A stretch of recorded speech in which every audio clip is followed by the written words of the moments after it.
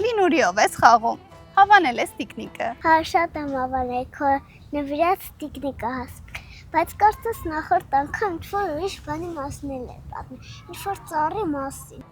Հա, կենաց ծառի մասին էի պատմում, բայց ինչ ես այսօր հիշել։ Քո պատմած բաները բոլոր մայրիկս պատմել եմ, բայց այդ մեկը մոռացել եմ, որ պատմեմ։ Կպատմես։ Հա, իհարկե կպատմեմ։ Կենաց ծառը շեշտում է կյանքի վերընթաց ուղին, ծննդից մինչև ծաղկունք ու պտղաբերություն։ Նրա բարձրագույն նպատակը անմահությունն է։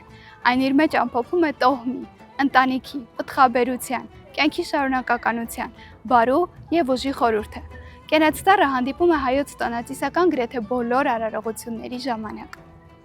Սյուն, իսկ դուք տանը երբևէ ծառ զարդարել եք։ Այո, նոր տարում մայրիկիս հետ ծառ ենք զարդարել տանը։ Շատ ապրես, տոներից մեկը, որին բնորոշ է կենաց ծառը, ամանորն է։ Բայց բացի ամանորից մենք շատ գեղեցիկ ու հետաքրքիր ծառեր ենք զարդարում նաև ծաղկազարդին, զատիկին, վարդավառին ու իհարկե հարսանիքին։ Կուզես այսօր պատրաստենք ինչ-որ մեկը։ Այո, Իսկ որ տոնին բնորոշ ծառը կուզես։ հարսանիքի։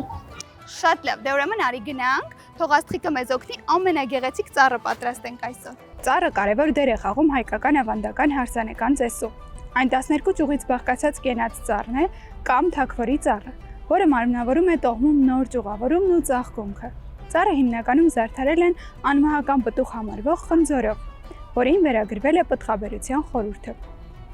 Հաս, ինչպես խնդրել էիր, բերել եմ ծառը զարդարելու համար բոլոր անհրաժեշտ պարագաները ու խնձորներից բացի բերել եմ նաև այլ անուշահամ մրգեր։ Կարծում եմ դրանք եւս կգեղեցկացնեն մեր ծառը, ինչ կասես։ Իհարկե կգեղեցկացնեն, բայց ծառը զարդարելու ընթացքը ել ավելի գեղեցիկ է դառնում, երբ այն ուղեկցվում է ավանդական հայկական երգերով։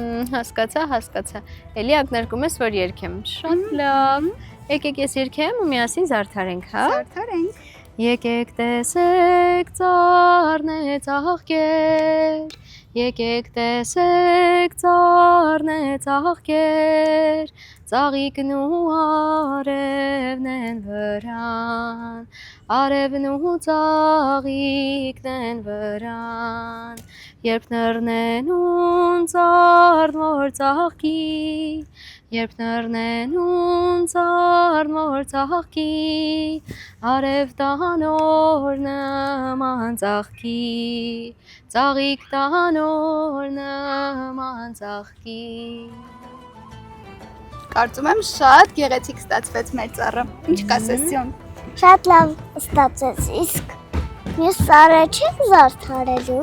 Անպայման զարդարելու ենք, բայց մինչև մենք մյուս ծառերը կպատրաստենք, ես քեզ խորհուրդ կտամ, որ գնաս ու դիտես Շախրակի մեր նախորդ հաղորդումները։ Այնտեղ կենաց ծառերի մասին շատ հետաքրքիր տեղեկություններ կգտնես։ Դուք եւս շարունակեք հետևել Շախրակին, չէ՞ որ ազգայինը ժամանակակից է։